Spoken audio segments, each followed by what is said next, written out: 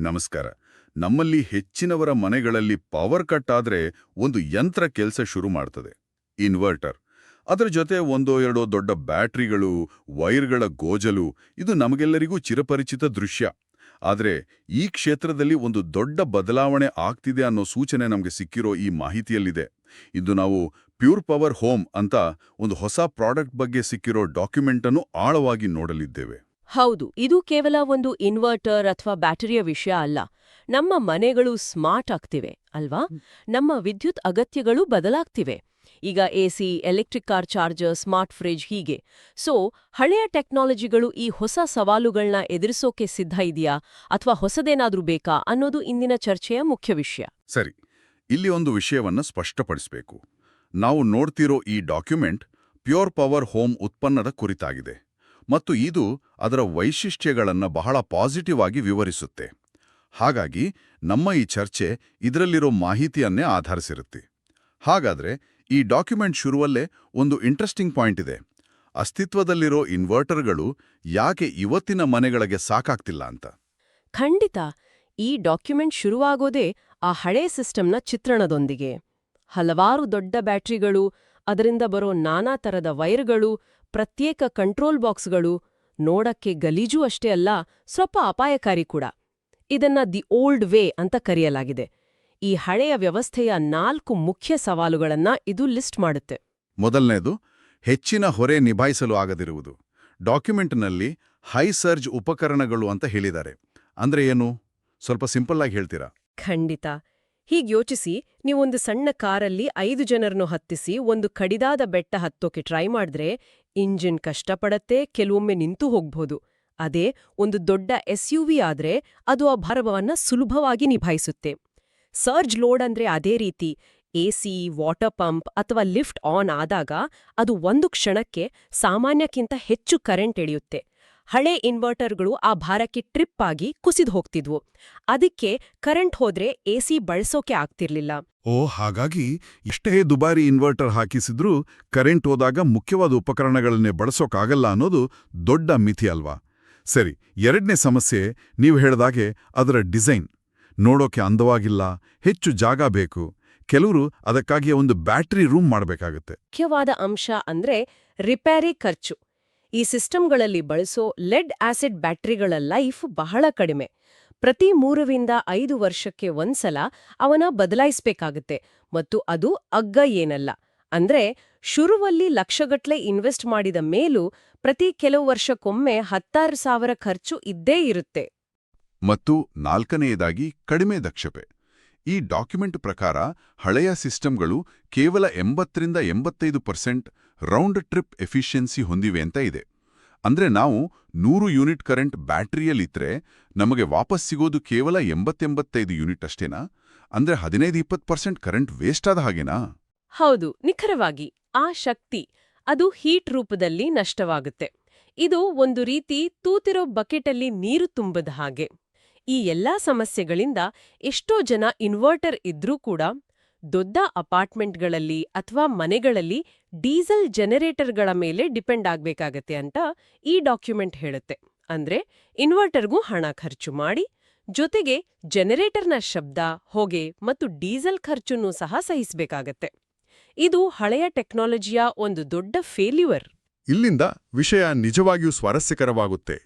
ಈ ಎಲ್ಲಾ ಸಮಸ್ಯೆಗಳಿಗೆ ಸೊಲ್ಯೂಷನ್ ಆಗಿ ಈ ಡಾಕ್ಯುಮೆಂಟ್ ಪ್ಯೂರ್ ಪವರ್ ಹೋಮ್ ಅನ್ನು ಮುಂದಿಡುತ್ತೆ. ಚಿತ್ರದಲ್ಲಿ ನೋಡಿದ ಹಾಗೆ ಇದು ಗೋಡೆಗೆ ಹಾಕಬಹುದಾದ ನಯವಾದ ಮತ್ತು ಅಂದವಾದ ಬಿಳಿ ಪೆಟ್ಟಿಗೆ ಅಂತಿದೆ. ಹಳೆಯ ಸಿಸ್ಟಮ್ನ ಗೊಂದಲಮಯ ಚಿತ್ರಕ್ಕೆ ಇದು ಕಂಪ್ಲೀಟ್ ಆಪೋಸಿಟ್. ಡಾಕ್ಯುಮೆಂಟ್ ಪ್ರಕಾರ ಇದೊಂದು ಕ್ವಾಂಟಮ್ ಲೀಪ್. ಅಂದ್ರೆ ಇದು ಕೇವಲ ಒಂದು ಸಣ್ಣ ಇಂಪ್ರೂವ್ಮೆಂಟ್ ಅಲ್ಲ, ಇದು ಸ್ಮಾರ್ಟ್ಫೋನ್ಗಳು ಹಳೆಯ ಲ್ಯಾಂಡ್ಲೈನ್ ಫೋನ್ಗಳನ್ನು ಬದಲಾಯಿಸಿದ ಹಾಗೆ ಒಂದು ಜನರೇಷನ್ ಶಿಫ್ಟ್. ಹೌದು. ಈಗ ನಾವು ಇವೆರಡರ ನಡುವಿನ ಮುಖ್ಯ ವ್ಯತ್ಯಾಸಗಳನ್ನ ಆ ಕಂಪ್ಯಾರಿಸನ್ ಟೇಬಲ್ ಆಧಾರದ ಮೇಲೆ ನೋಡೋಣ. ಮೊದಲನೇದು ಪರ್ಫಾರ್ಮೆನ್ಸ್.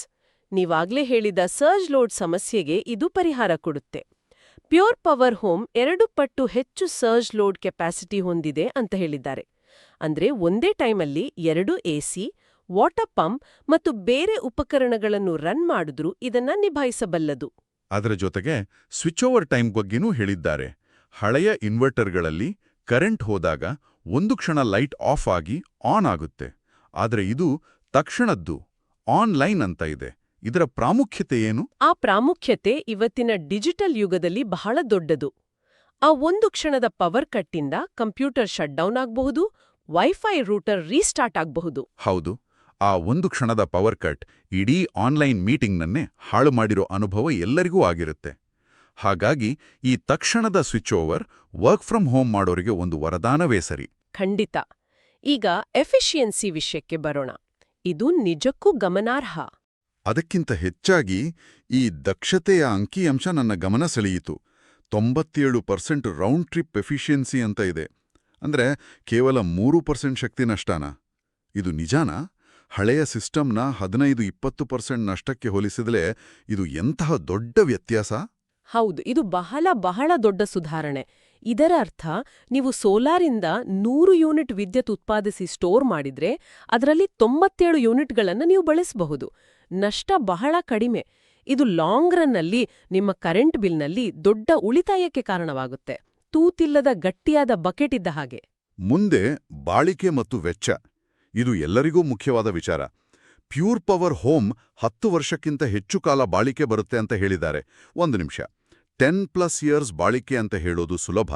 ಲೆಡ್ ಆಸಿಡ್ ಬ್ಯಾಟರಿಗಳು ದಶಕಗಳಿಂದ ಬಳಕೆಯಲ್ಲಿವೆ. ಅವುಗಳ ಬಗ್ಗೆ ನಮಗೆ ಗೊತ್ತು. ಆದರೆ ಈ ಹೊಸ ಲಿಥಿಯಂ ಅಯಾನ್ ಟೆಕ್ನಾಲಜಿಯಲ್ಲಿ ಅಷ್ಟು ಭರವಸೆ ಇಡಬಹುದಾ? ಶುರುವಿನ ವರ್ಷಗಳಲ್ಲಿ ಸಮಸ್ಯೆಗಳು ಬರೋ ಸಾಧ್ಯತೆ ಇಲ್ವಾ? ಇದು ಬಹಳ ಒಳ್ಳೆಯ ಪ್ರಶ್ನೆ. ಯಾವುದೇ ಹೊಸ ಟೆಕ್ನಾಲಜಿ ಬಗ್ಗೆ ಈ ಸಂದೇಹ ಸಹಜ. ಆದ್ರೆ ಲಿಥಿಯಂ ಅಯಾನ್ ಬ್ಯಾಟರಿಗಳು ಈಗ ಹೊಸದೇನೂ ಅಲ್ಲ. ನಮ್ಮ ಸ್ಮಾರ್ಟ್ಫೋನ್ಗಳಿಂದ ಹಿಡಿದು ಎಲೆಕ್ಟ್ರಿಕ್ ವೆಹಿಕಲ್ಸ್ವರೆಗೆ ಎಲ್ಲೆಡೆ ಇದೇ ತಂತ್ರಜ್ಞಾನ ಬಳಕೆಯಾಗ್ತಿದೆ. ಇದು ಹೆಚ್ಚು ಸ್ಟೇಬಲ್ ಮತ್ತು ಸೇಫ್ ಅಂತ ಪ್ರೂವ್ ಆಗಿದೆ. ಸಾಮಾನ್ಯವಾಗಿ ಕಂಪನಿಗಳು 10+ ವರ್ಷ ಬಾಳಿಕೆ ಅಂತ ಹೇಳುವಾಗ ಅದರ ಹಿಂದೆ ದೀರ್ಘಾವಧಿಯ ವಾರಂಟಿ ಅಥವಾ ಪರ್ಫಾರ್ಮೆನ್ಸ್ ಗ್ಯಾರಂಟಿ ಇರುತ್ತೆ. ಡಾಕ್ಯುಮೆಂಟ್ನಲ್ಲಿ ಮೇಂಟೆನೆನ್ಸ್ ವೆಚ್ಚ ಕನಿಷ್ಠ ಅಥವಾ 0 ಅಂತ ಹೇಳಿರೋದು ಇದೇ ಕಾರಣಕ್ಕೆ. ಸರಿ, ಹಾಗಾದರೆ ಇದರ ಆರಂಭಿಕ ವೆಚ್ಚ ಎಷ್ಟು? ಇದು ಹಳೆಯ ಸಿಸ್ಟಮ್ಗಿಂತ ದುಬಾರಿನಾ? ಹೌದು, ಆರಂಭಿಕ ಹೂಡಿಕೆ ಸ್ವಲ್ಪ ಹೆಚ್ಚೇ ಇದೆ. ಡಾಕ್ಯುಮೆಂಟ್ ಪ್ರಕಾರ ಇದರ ಬೆಲೆ 1,10,000ದಿಂದ ಶುರುವಾಗಿ 4,70,000ವರೆಗೆ ಇರುತ್ತೆ. ಅದು ಮನೆಯ ಅಗತ್ಯಕ್ಕೆ ತಕ್ಕಂತೆ ಬದಲಾಗುತ್ತೆ. ಹಳೆಯ ಸೋಲಾರ್ ಗ್ರಿಡ್ ಟೈಡ್ ಸಿಸ್ಟಮ್ಗಿಂತ ಇದು 5-10% ಹೆಚ್ಚು ದುಬಾರಿ ಇರಬಹುದು ಅಂತ ಸ್ಪಷ್ಟವಾಗಿ ಹೇಳಿದ್ದಾರೆ. ಆದ್ರೆ ವಾದ ಇಷ್ಟೇ, ಪದೇ ಪದೇ ಬ್ಯಾಟರಿ ಬದಲಾಯಿಸೋ 16,000 ರೂಪಾಯಿ ಖರ್ಚು ಇಲ್ಲಿಲ್ಲ. ಜೊತೆಗೆ ಎಲೆಕ್ಟ್ರಿಕ್ ಬಿಲ್ಲಲ್ಲಾಗೋ ಉಳಿತಾಯನೂ ಸೇರಿಸಿದ್ರೆ ಲಾಂಗ್ ಟರ್ಮಲ್ಲಿ ಇದು ಹೆಚ್ಚು ಲಾಭದಾಯಕ ಆಗಬಹುದು. ಇದನ್ನ ಒನ್ ಟೈಮ್ ಇನ್ವೆಸ್ಟ್ಮೆಂಟ್ ಆಗಿ ನೋಡ್ಬೇಕು.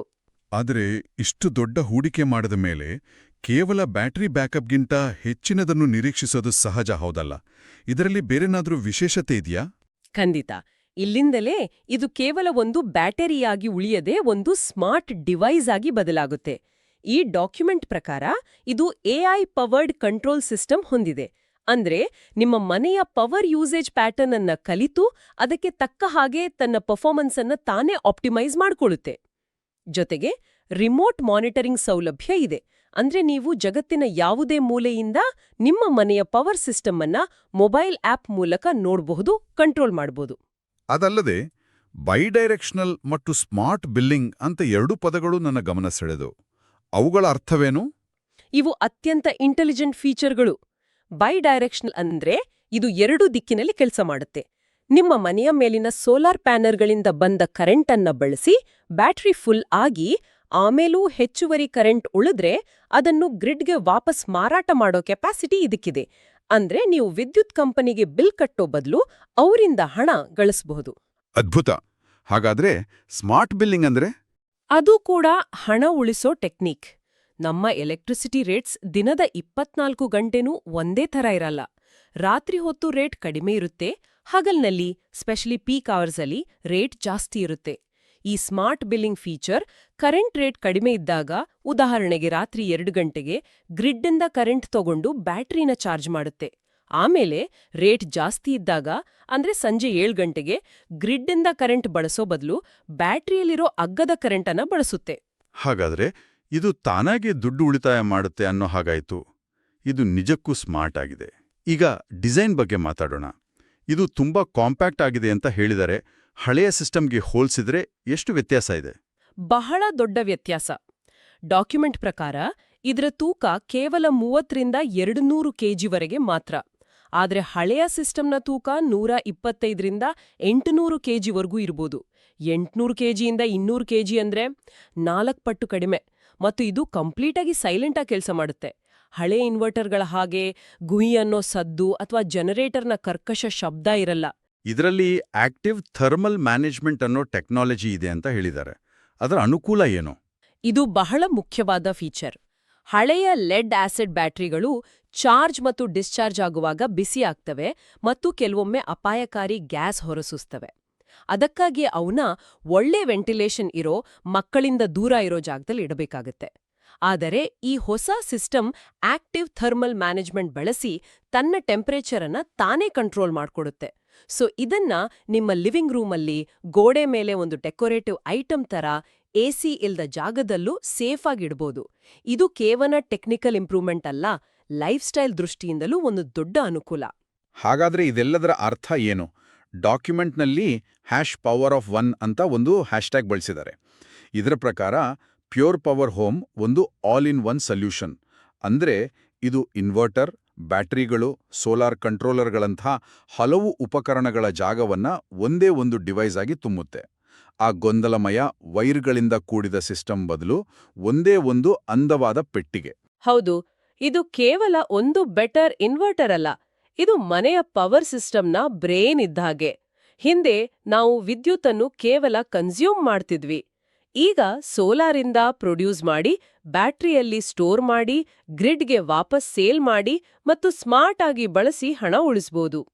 ಅಂದ್ರೆ ನಮ್ಮ ಮನೆಗಳು ಕೇವಲ ವಿದ್ಯುತ್ ಬಳಕೆದಾರನಿಂದ ಉತ್ಪಾದಕ ಮತ್ತು ವ್ಯವಸ್ಥಾಪಕನಾಗಿ ಬದಲಾಗ್ತಿದೆ.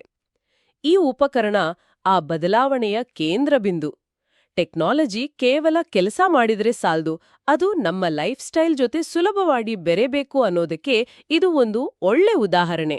ಒಟ್ಟಿನಲ್ಲಿ ಇಂದು ನಾವು ಸಾಂಪ್ರದಾಯಿಕ ಪವರ್ ಬ್ಯಾಕಪ್ ಸಿಸ್ಟಮ್ಗಳ ಸವಾಲುಗಳಾದ ಅಸಮರ್ಥತೆ, ಹೈ ಲೋಡ್ ತಗೊಳ್ಳೋಕಾಗದೇ ಇರೋದು, ಪದೇ ಪದೇ ಬರೋ ಖರ್ಚು ಮತ್ತೆ ದೊಡ್ಡ ಸೈಜ್, ಈ ತರಹದ ಸಮಸ್ಯೆಗಳನ್ನು ನೋಡಿದ್ವಿ. ಆಮೇಲೆ ಪ್ಯೂರ್ ಪವರ್ ಹೋಮ್ ಅನ್ನೋ ಹೊಸ ಸೊಲ್ಯೂಷನ್ ಬಗ್ಗೆ ಈ ಡಾಕ್ಯುಮೆಂಟಲ್ಲಿ ಕೊಟ್ಟಿರೋ ಮಾಹಿತಿ ಆಧರಿಸಿ ಅದರ ಒಳ್ಳೆ ಪರ್ಫಾರ್ಮೆನ್ಸ್, ಲಾಂಗ್ ಲೈಫ್ ಮತ್ತು ಸ್ಮಾರ್ಟ್ ಟೆಕ್ನಾಲಜಿ ಬಗ್ಗೆ ಆಳವಾಗಿ ತಿಳ್ಕೊಂಡ್ವಿ. ಈ ಚರ್ಚೆ ಒಂದು ಮುಖ್ಯವಾದ ಪ್ರಶ್ನೆಯನ್ನ ಹುಟ್ಟುಹಾಕುತ್ತೆ. ನಮ್ಮ ಮನೆಗಳು, ಇಲೆಕ್ಟ್ರಿಕ್ ವಾಹನಗಳು, ಸ್ಮಾರ್ಟ್ ಉಪಕರಣಗಳೊಂದಿಗೆ ಹೆಚ್ಚು ಪವರ್ ಸೆಂಟ್ರಿಕ್ ಆಗ್ತಿರೋ ಈ ಕಾಲದಲ್ಲಿ ಅಗತ್ಯ ಪವರ್ ಬ್ಯಾಕಪ್ ಅನ್ನೋದರ ಅರ್ಥವೇ ಬದಲಾಗ್ತಿದ್ಯಾ? ಇದು ಕೇವಲ ಲೈಟ್ಸ್ ಮತ್ತು ಫ್ಯಾನ್ಗಳನ್ನು ಆನ್ ಇಡೋಕೆ ಸೀಮಿತನಾ? ಅಥವಾ ನಮ್ಮ ಸಂಪೂರ್ಣ ಡಿಜಿಟಲ್ ಮತ್ತು ಹೈ ಪವರ್ ಜೀವನ ಶೈಲಿಯನ್ನ, ಅಂದ್ರೆ ನಮ್ಮ ಕೆಲಸ, ನಮ್ಮ ಎಂಟರ್ಟೈನ್ಮೆಂಟ್, ನಮ್ಮ ಟ್ರಾನ್ಸ್ಪೋರ್ಟ್, ಇದನ್ನೆಲ್ಲ ನಿರಂತರವಾಗಿ ಮತ್ತು ಅಡೆತಡೆ ಇಲ್ಲದೆ ಮ್ಯಾನೇಜ್ ಮಾಡೋದಾ? ಈ ಬಗ್ಗೆ ಯೋಚಿಸಬಹುದು.